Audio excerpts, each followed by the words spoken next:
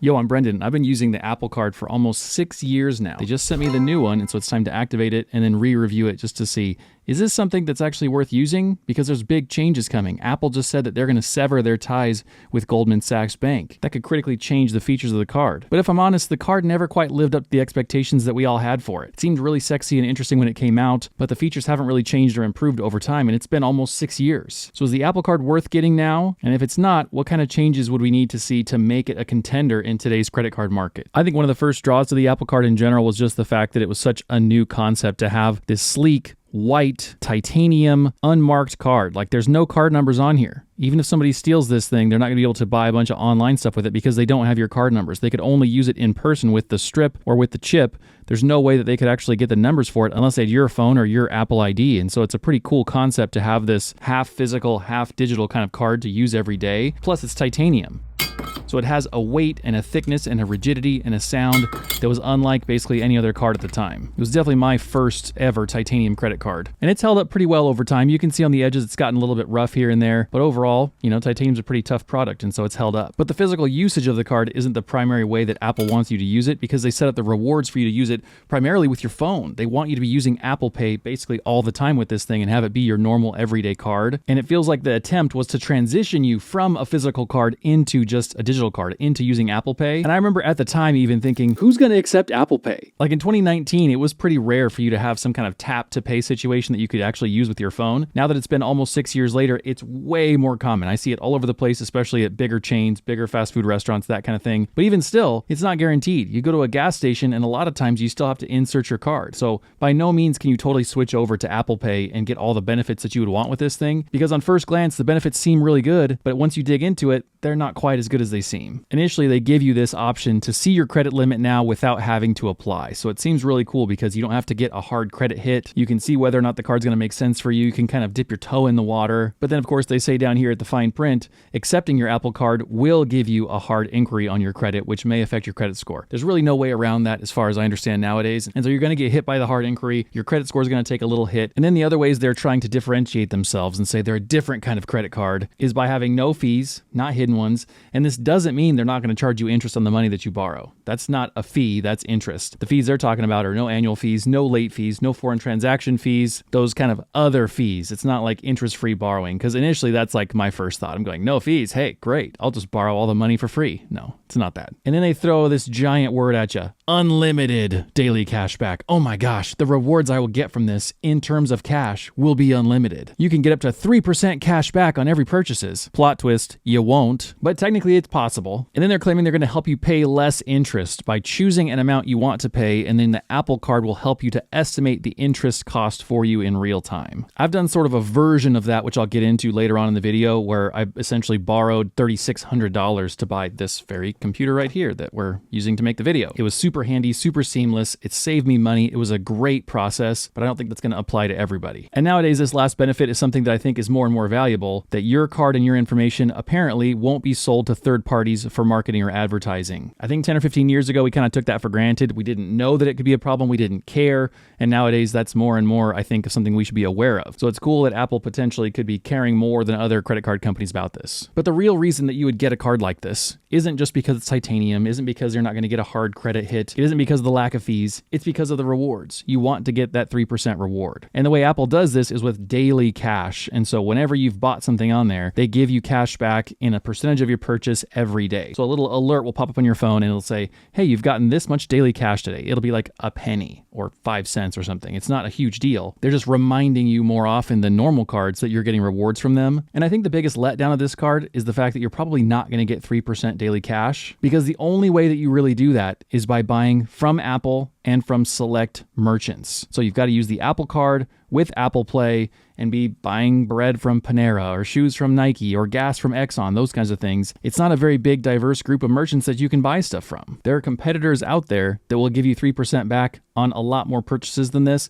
including the upcoming Robinhood credit card that's going to give you 3% back on apparently all your purchases. That's not come out yet. We don't know the terms and conditions. We don't know if it's going to be great or terrible, but that's what they're promising at this point. And so unless you're Ubering to an Ace Hardware after you got lunch at Panera, where you're going to build yourself a desk wearing Nike shoes, take your prescription from Walgreens, and then come home and buy an Apple product, you're just not going to maximize these returns. And even then, the second best tier of returns, the 2% back, is only when you pay with the Apple Card using Apple Pay. So you've got your Apple Card linked to your phone, you tap for Apple Pay, then you can get 2% back every time you pay. And even though more and more merchants are taking Apple Pay, it's still not common enough, I think, to plan on using every single day. So the baseline rewards rate that I think we can actually expect from this card is just this 1%. All purchases where Apple Pay isn't accepted. That's what I would count on. Every now and then in a blue moon, you're going to get 2% or maybe 3%, but by and large, I'll bet your average is 1.1%. But in doing research to make this video for you today, I learned that Apple wants to end its relationship with Goldman Sachs. Both these cards are designed exactly the same. They both have the little MasterCard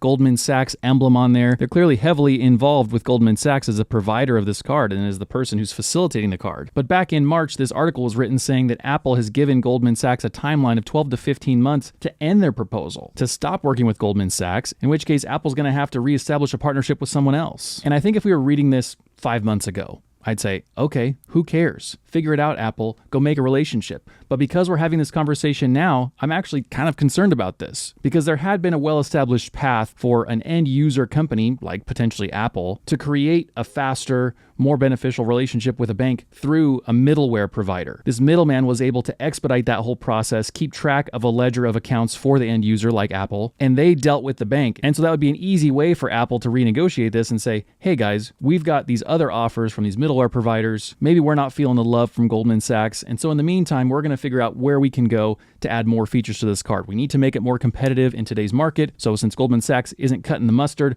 we're going to leave and go figure this out. But just yesterday, I made a video about the collapse of Synapse, which is this giant middleware provider. Well, they were, and they facilitated those kinds of relationships between fintech companies and banks. They were the middleman for Yada and a bunch of other companies that people commonly use. It was like an easy, fast way for you to get a beneficial financial services app that suited you and your needs. But over the last 2 years, it's come out that they were apparently mismanaging accounts, or at least that's what the allegations are in the lawsuits that are ongoing. And beyond any allegations, they're bankrupt. They are out of business. They have fired almost all of their staff. And as of today, as of filming this video, the relationship between them and the bank is basically cut off, which means the relationship between all of those end user apps is also cut off. And so there's a chance Apple gave this notice thinking, hey, we don't need to worry about just negotiating with Goldman Sachs. We've got this freeway of options that we can jump on and figure out where we want to go and what kind of features we want to build into this. And they've got a ton of leveraging power because they're Apple. They can negotiate the pants off anybody else. And then now 3 months later, that whole avenue, if I was Apple, would be a non-starter. I would not work with a middleware provider. There's too much trust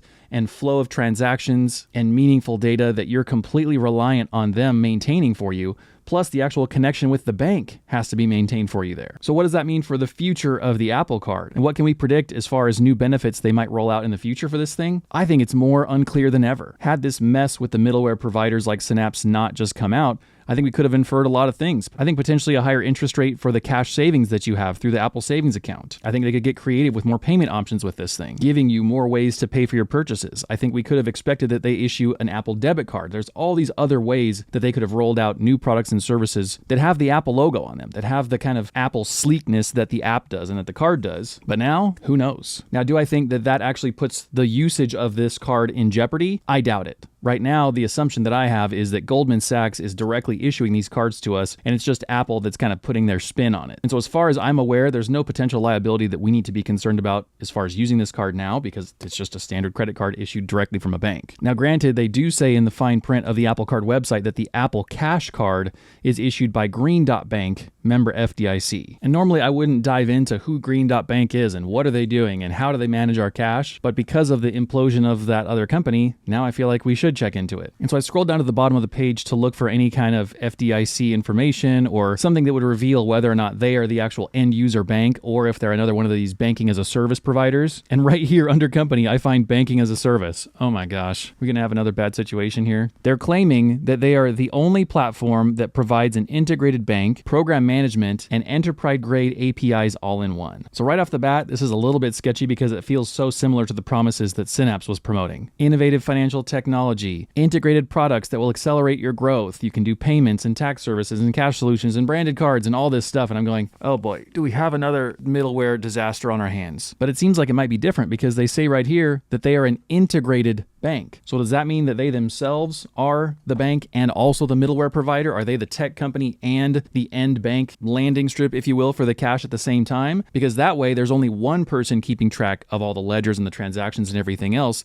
There's not a middleman who could then fail like Synapse has and then throw a big monkey wrench into the mix. So they definitely offer banking as a service. That's one of the things they do. But if I look at the bottom of a couple of these pages, they're claiming that even though they have a few different names, GoToBank, GoBank, Bonneville Bank, all of these different trade names are used by and refer to a single FDIC insured bank, Green Dot Bank. So it says that all of those deposits are through Green Dot Bank, but they're also doing one thing that doesn't necessarily make me feel warm and fuzzy inside, which is something that Synapse was also doing with the money that they had deposited. And initially what they're doing, it seems like they're giving us more features. They're giving us more benefits, especially if you're somebody with a high net worth, a high cash balance, you want it to be FDIC insured. So this seems like a good thing. But as of right now, as the time of filming this on June 4th, 2024, this is also creating problems for some users because of the way that Synapse had handled this version of this for them. And what I've been alluding to and hinting at this whole time is this statement right here. Account balances above $250,000, which I know is very few of us, but it will still apply to all of us. Even if you have less than 250 grand, it'll apply. Account balances above that amount will be automatically swept from Green Dot Bank and then equally spread across their participating financial institutions, providing you with up to $5 million in FDIC insurance coverage. And so with all the other banks and institutions I've seen doing this, M1 Finance,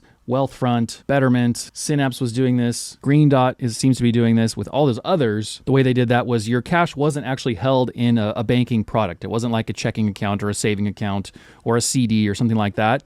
It was actually broken into a brokerage account. And then they worked their financial magic and spread that across their series of partner banks. And then the brokerage account earns you cash interest and does everything else like a cash account does. But they're careful here to not call it a savings account or a checking account or something else. And so initially that seems fine, but we also don't know the back end of how all this works, because what people are experiencing with Synapse right now is anyone who had this new kind of banking relationship with their cash account where they had it through a brokerage account, their money is frozen. Now that's because of Synapse's failure. It's not because of like a normal breakage in the system. Synapse has gone bankrupt. They've failed. They've got huge problems. But the other people who had money at the same bank, allegedly, at Evolve Bank, that didn't have this new kind of relationship, that didn't have this brokerage account that swept it into multiple different partner banks and gave you this extra FDIC insurance, they're getting their money back. So the way that money was held traditionally has been a better parachute in this case of the plane going down than this new way with the brokerage account situation. And I don't see something on here that really specifically spells that out as far as what Green Dot's doing. I wish that I could. I wish that they were more explicit with that,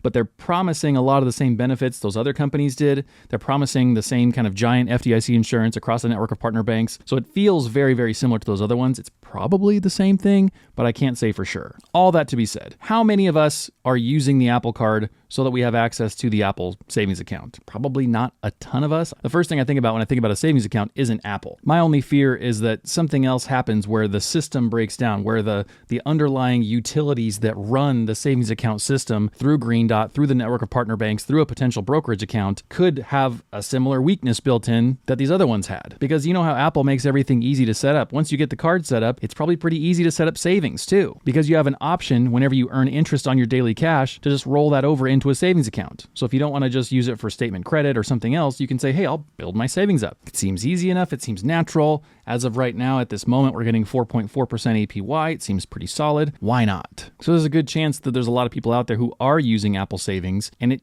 could potentially be more sketchy and more of a fragile setup than we think. I could be completely wrong in all of this. I don't have the underlying information to know how that system is put together, how volatile or not Green Dot systems are, how much they rely on Green Dot versus Goldman Sachs in this whole thing. I don't know what safety systems are put into place. I don't know any of that. I think we're all just a little bit gun shy to see what's happened with Synapse and the fallout of the upwards of 100 companies that all depended on them to do all of their banking features and all their credit card features and all this stuff, and all that fell apart because Synapse fell apart. On first glance, I get a better feeling about the Apple Card because the card itself is through Goldman Sachs, and it seems like the savings and all the other stuff is through Green Dot. And so they've got kind of an end user that's directly issuing us the way that we interact with this stuff. But long story long, I think we should kind of look at this stuff a little bit deeper than we have in the past. It's not as simple as saying, oh, there's just great benefits to all this stuff. Let's just use it. Maybe there's also added risks or downsides or complications to it that might make it less of a traditional setup than normal. We're used to a traditional bank, FDIC oversight, SEC guidance, all of this stuff that creates kind of a routine of expectation around us and our accessibility reliability to our money, where all these new systems might not quite be the same. So that was a bit of a tangent, because I think that the point of this video should have been to just talk about the Apple Card and if it's worth using or not. So let's get back to that now. I think in general, the card is fine. I think if you're someone that for whatever reason spends a lot of money at Apple, or like you know for sure that you're going to buy a Mac Pro really soon, like I'm going to drop $7,000 on a computer and I want to be able to get either 3% back by using this on it.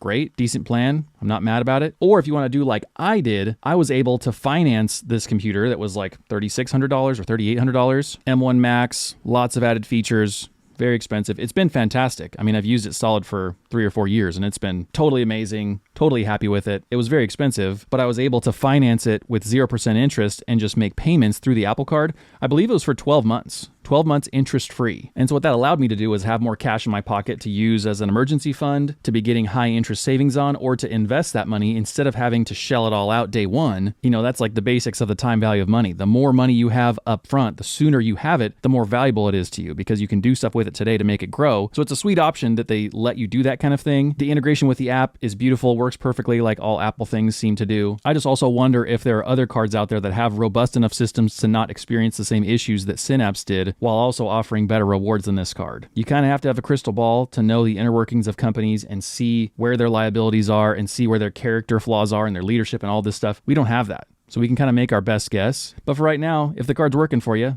no problem. I think sometimes we chase after the ultimate optimization and we go reward hunting when it comes to credit cards, and we move around so frequently that we kind of overlook the fact that if something's already working for you, if it's smooth, you kind of have like your payment life credit card workflow, maybe it's not worth rocking the boat. I am curious to see in a year though what happens with this, because if they're going to break up with Goldman Sachs, who are they going to link up with next? If you came here to watch the Apple Card video because you have one already, then leave me a comment that says that you already have one and how you like to use it. If you're getting the full 3% rewards because you're using it in very particular ways and it works for you, or maybe you just came here to watch the video because you're curious and a nerd like me and you wanted to know if the card was worth using still. If you don't want to comment any of those things, then the secret comment word for today is honey, because I've been getting into drinking tea and honey's delicious in there, so you can just leave like a little bee emoji. And I don't ask this enough, but would you please subscribe? I make videos every day, 5 days a week, so that you can have information about forms of payment like an Apple Card, about investing services, about the collapse of Synapse Bank, the video I made yesterday. I'll link that here for you. I guess Synapse isn't a bank. Synapse, middleware provider. But my goal in being here is to help you. I want to talk about products and services in a way that makes sense, that helps you to make the decision that's right for you, and that hopefully helps you grow your net worth. Because if 1,000 of us out of 25 or 30,000 subscribers all became millionaires together, we'd be worth $1 billion. It's really cool for me to think about. So if you subscribe, you're a little less likely to miss a video in the future because it'll pop up on your subscriptions feed. And in that case, I'll see you tomorrow. Bye.